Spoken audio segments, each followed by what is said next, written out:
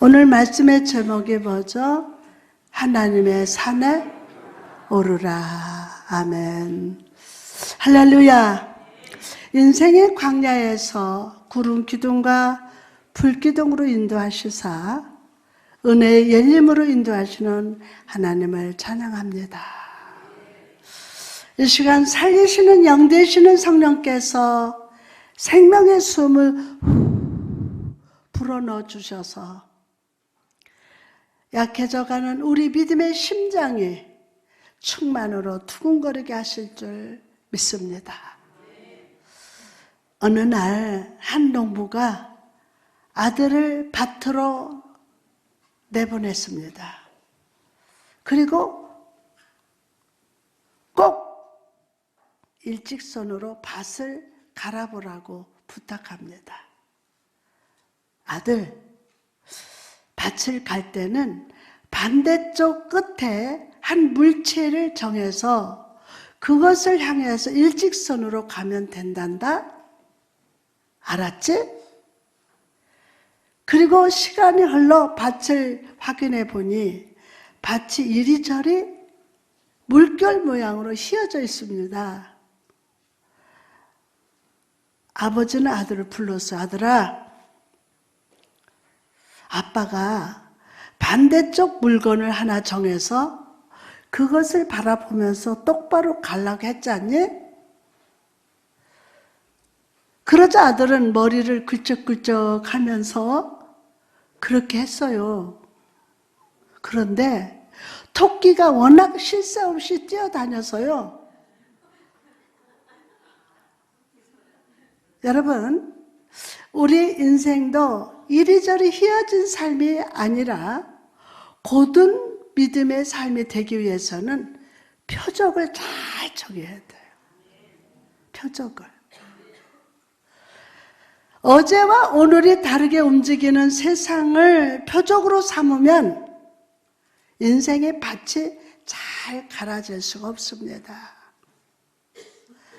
그러나 우리가 어제나 오늘이나 영원토록 변함없으신 예수 그리스도께 믿음의 시선을 고정할 때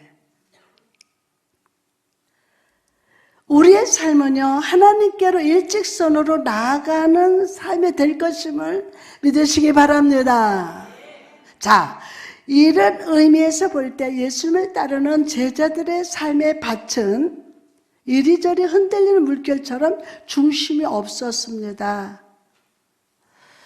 예수님이 병자를 치유하시고 오병이어의 기적과 같이 놀라운 기적을 나타나실 때는 하나님의 아들인 것 같아 보이다가도 주님께서 너희는 나를 누구라 하느냐? 라고 물으셨을 때 제대로 대답하지 못하는 미성숙한 모습을 보여줬기 때문입니다. 그래서 예수님께서는 제자들 중 베드로, 야고보, 요한 이 세 명을 데리시고 산으로 올라갔어요. 이것은 아직도 예수님이 어떤 분이신지를 깨닫지 못하는 제자들을 가르쳐 주시기 위함이요. 또 하나는 이들에게 아들에게 밭을 갈라고 시켰던 농부처럼 제자들에게 기대하시는 것이 있었기 때문입니다. 그렇다면 오늘 예수님께서 오늘 영적 제자된 우리에게 갖고 계신 기대가 무엇입니까? 첫째로 영적인 시각으로 세상을 바라보라는 것입니다. 옆 사람한테 영적 시각으로 세상을 바라보세요.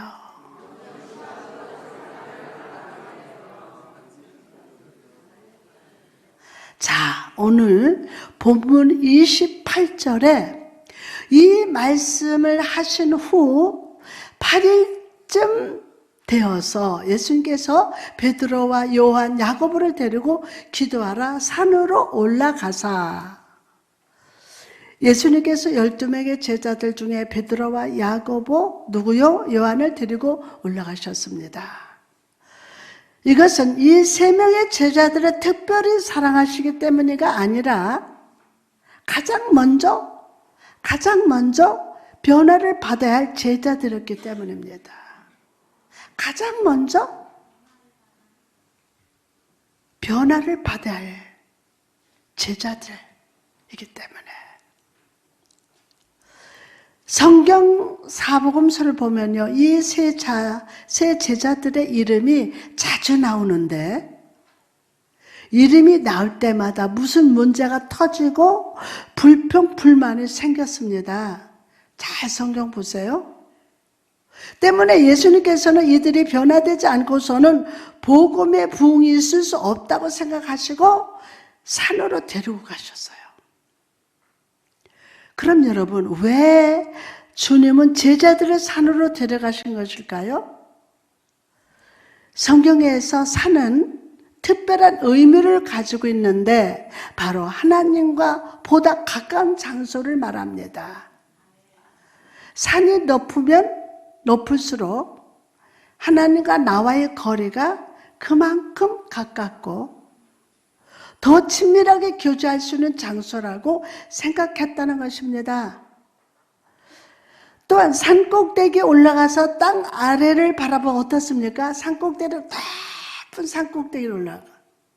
비행기를 타고 김포공항에서 쫙 가다가 점점 높이 딱 올라가면은 집들이 성냥갑 같이 다 보여. 그렇죠? 그러니까 산이 높으면 높을수록 하나님과 나와 거리가 그만큼 가깝고 더 친밀하게 교제할 수 있는 장소라고 생각했어요.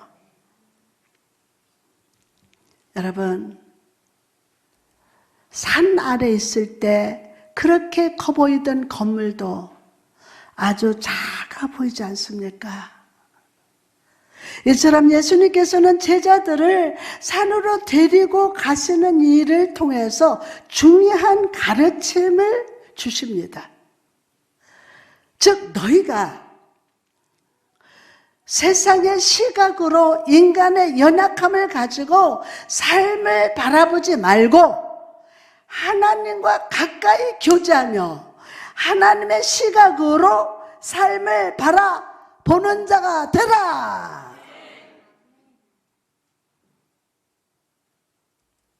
많은 사람들이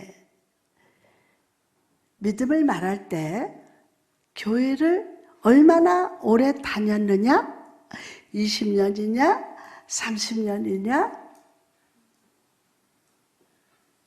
몇 년 됐어? 얼마나 오래 다녀서? 얼마나 많은 헌금을 드렸느냐? 얼마나 많은 봉사를 했느냐로 믿음을 평가합니다. 그러나 여러분, 예수님은 우리가 겨자씨 하나만한 믿음만 있어도 산이 옮겨질 것이고 능히 못할 것이 없다고 말씀하십니다. 즉 예수님께 있어서 믿음의 분량은요 중요하지 않다는 거예요. 믿음의 분량은 중요하지 않다는 거예요. 여러분, 진정 중요한 것은 믿음의 분량이 아니라 초점이에요. 뭐라고요? 분량이 아니라 믿음의 초점입니다. 영원토록 흔들리지 않는 아버지 하나님께 영의 시선을 항상 고정하는 것이 바로 믿음 있는 자의 태도임을 믿으시기 바랍니다. 이사야 40장 31절 말씀 보니까 오직 여호와를 앙망하는 자는 새 힘을 얻으리니 독수리가 날개치면서 올라감 같을 것이요 다른 박질하 해도 곤비지 아니할 것이고 걸어가도 피곤치 아니하리로다. 아멘. 이사야는요 우리에게 여호와를 앙망하라 라고 외칩니다. 여호와를 앙망하라. 여러분, 이 앙망하라는 말은 고정하라는 뜻입니다. 고정. 하나님을 바라보되 필요할 때만 슬쩍 한번 바라보는 것이 아니라 집요하게 인내하면서 하나님을 끝까지 의지하는 것입니다. 폭풍이 몰아치고 거센 바람이 불어와도 하나님만 끝까지 신뢰하는 것이 바로 앙망하는 믿음입니다. 앙망하는 거. 여러분, 오늘 주님께서 여러분을 이 예배 자리로 불러주신 이유가 바로 여기에 있습니다. 너의 삶의 자리에서 삶을 바라보던 눈을 돌려 여호와 하나님의 산에 올라가라. 아멘. 오늘 함께 올라갑시다. 그리고 하나님을 앙망합시다. 독수리 같이 날개를 치며 높이 높이 그 하나님을 여러분의 연기가 가득 찬 마음속에 영접하시기 바랍니다. 할렐루야. 그럴 때 하나님의 능력이 여러분의 삶에 나타날 겁니다. 죽은 자를 살리시고 병든 자를 일으키시고 어둠의 세력을 몰아내시는 그 능력이 여러분의 삶을 붙드시고 점령하셔서 우리 삶에 존재하는 모든 염려와 고민, 문제 속의 능력으로 함께 하실 줄 믿습니다. 오늘 주께 가까이 갑시다. 오늘도 사랑으로 얼굴빛을 비춰주시는 주 앞에 나가서 밝은 빛을 받으시기 바랍니다. 할렐루야. 그럴 때 물이 변하여 포도주가 되었듯이 여러분의 얼굴의 염려에 빛이 변하여 평강의 빛으로 빛나게 될 줄 믿습니다. 주님께서 여러분의 삶의 모든 문제 속에 말씀으로 반응해 주셔서 뭐로? 하나님의 말씀으로 반응해 주셔서 여러분의 삶 속에서 은혜와 기적, 꽃이 피어나게 하실 줄 믿습니다. 다음으로 예수님께서 우리에게 갖고 계신 두 번째 기대가 무엇입니까? 기대. 두 번째로 예수님처럼 성숙한 자가 되라는 거예요. 성숙한 자가 되라. 제자들과 함께 산에 올라가신 예수님은 이전에는 전혀 본 적이 없는 특별한 모습으로 변형이 되셨어요. 누가는 주님이 변화되신 광경을 보면서 이렇게 표현합니다. 29절 말씀 보니까 기도하실 때에 용모가 변화되고 그 옷이 휘어져 광채가 나더라. 광채가 나더라. 누가는 주님의 모습이 그 옷이 휘어졌다 라고 표현을 합니다. 그럼 휘어졌다는 말이 우리에게 주는 영적 메시지가 무엇입니까? 바울은 이렇게 대답을 합니다. 로마서 13장 14절 말씀 보니까 오직 주 예수 그리스도로 옷 입고 정욕을 위하여 육신의 일을 도모하지 말라. 다시 말해서 제자들 앞에서 휘어진 모습을 통해서 주님은 너희도 나 예수 그리스도로 옷 입은 자가 되라 라고 명령하시는 겁니다. 그럼 여러분, 그리스도로 옷 입는다는 것은 구체적으로 무슨 의미일까요? 그것은 우리 인격과 성품이 예수 그리스도를 닮아간다는 것입니다. 우리의 인격과 성품이 예수 그리스도를 닮아간다는 거예요. 예수 안에서 성숙한 자가 되라.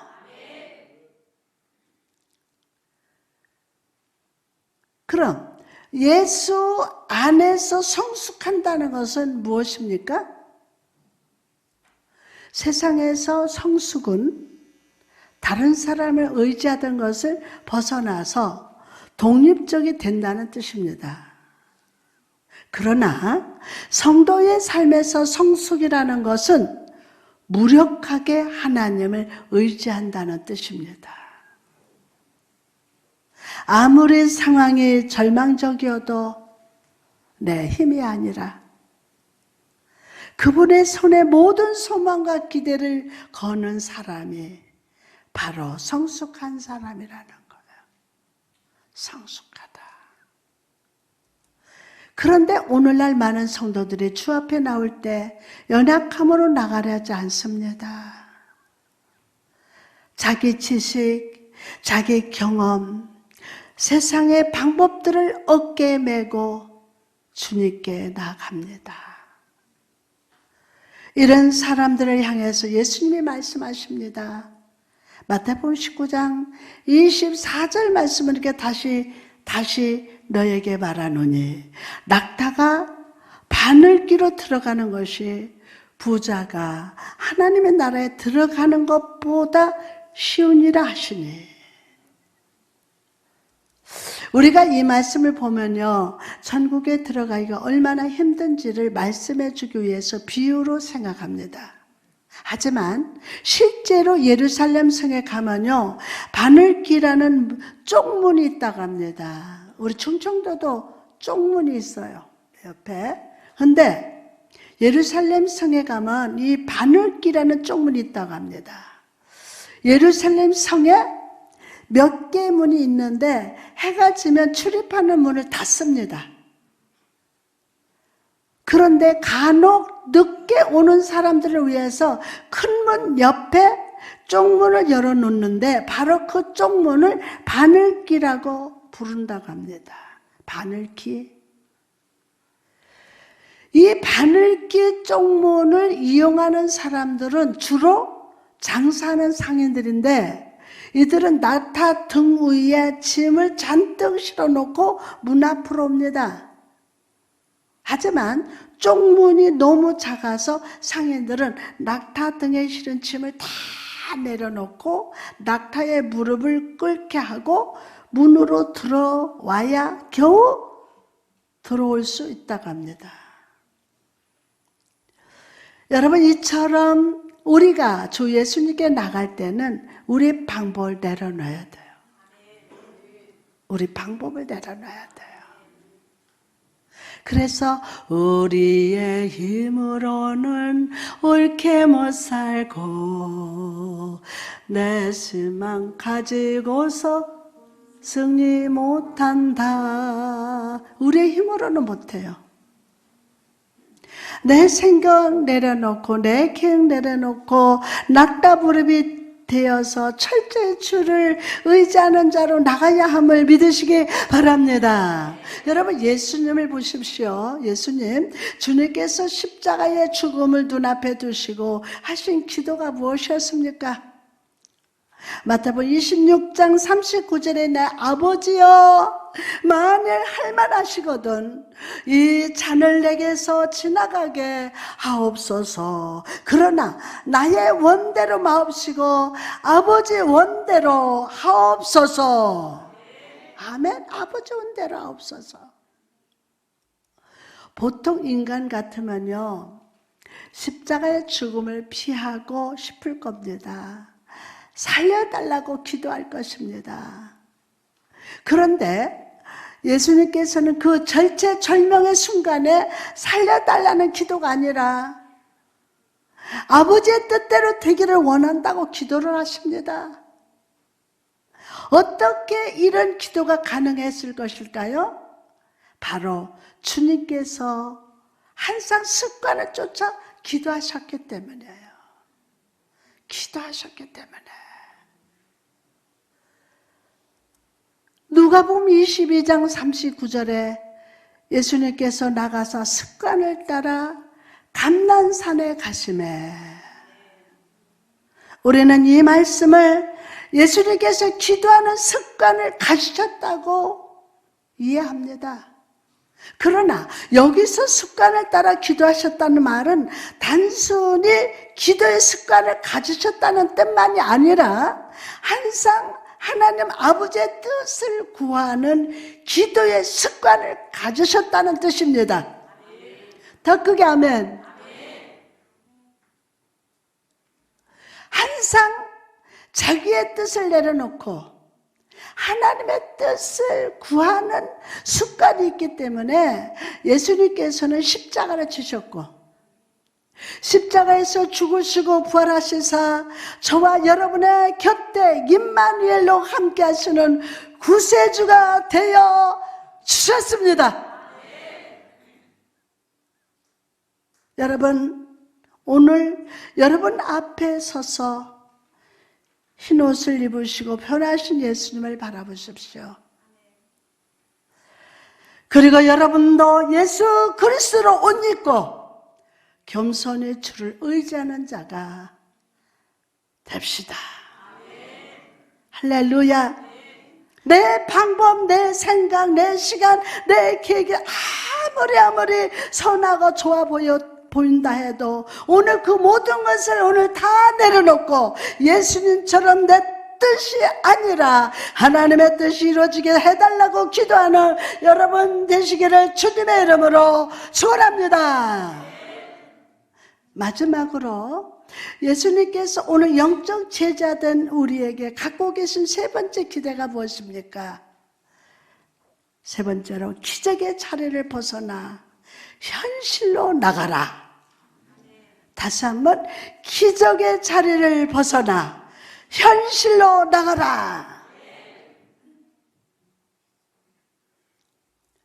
변화되신 예수님께서 모세와 엘리야와 대화하시는 모습을 본 베드로는 너무나도 놀랐습니다. 그리고 이렇게 말합니다. 본문 33절 말씀 보니까 두 사람이 떠날 때에 베드로가 예수께 여짜오되 주여 우리가 여기 있는 것이 좋사오니 우리가 초막 셋을 짓되 하나는 주를 위하여 하나는 모세를 위하여 하나는 엘리야를 위하여 하사이다 하되 베드로는 이 특별한 경험을 놓치고 싶지 않았습니다. 이 특별한 기적 속에 계속 머물고 싶었습니다. 그래서 예수님과 모세와 엘리야를 위한 초막을 짓고 이곳에 계속 머물자고 어리석게 대답을 합니다. 여러분, 이처럼 우리도 하나님을 만나고 은혜 받으면요, 응답 받으면 계속 그 자리에 머물고 싶은 경향이 있습니다. 그러나 은혜 받은 자리에 그대로 머물러 있으면 삶의 균형이 깨져요. 은혜 받은 그 자리에 계속 머물고 있으면 뭐가 깨져요? 삶의 균형이 깨집니다. 어떤 분은요, 막 은사 받고 능력 받으니까 방에다가 딱 해가지고 문을 딱 잠궈 놓고 꼼짝 안 해. 나는 은혜 받은 사람이야. 그래가지고 내가 그 집에 쫓아가서 끄집어냈어. 성도는 은혜 받은 경험에 머무르는 자가 아니라 받은 은혜 가지고 산 아래로 내려가야 돼요. 산 아래로. 아멘? 내 삶의 현장으로 내려가야 한다는 거예요. 오늘 은혜 받고 또 가정으로 가고 가정에서 사업장으로 가고 막 또 사업하시는 분은 사업장으로 가고 그러면 내 삶의 현장으로 내려가야 돼요. 예수님과 세 명의 제자들이 놀라운 기적을 경험하고 있을 때 산 아래서는 어떤 일이 벌어지고 있었습니까? 마가복음 9장 17절에서 18절 말씀을 보니까 무리 중에 하나가 대답하되 선생님 말 못하는 귀신 들린 내 아들을 선생님께 데려왔나이다. 귀신이 어디든지 그를 잡으면 거꾸러지고 거품을 흘리면서 이를 갈면서 그리고 파리해지는지라. 내가 선생님 제자들에게 내쫓아달라 했으나 그들이 능히 하지 못하더이다. 제자들이 기적을 경험할 때 산 아래서는 한 불쌍한 영혼이 귀신에 사로잡혀 막 죽어가고 있습니다. 여러분, 오늘 이 은혜의 산을 떠나 삶의 자리로 돌아가면 여러분의 삶에도 낙심되고 염려되며 수많은 문제들이 다가옵니다.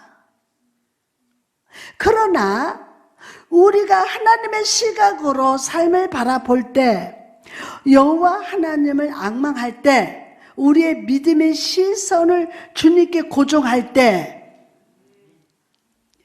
어둠을 물리치는 하나님의 능력이 여러분의 삶에 임하셔서 슬픔을 기쁨으로, 문제 속에서 해답으로 응답하실 줄 믿습니다.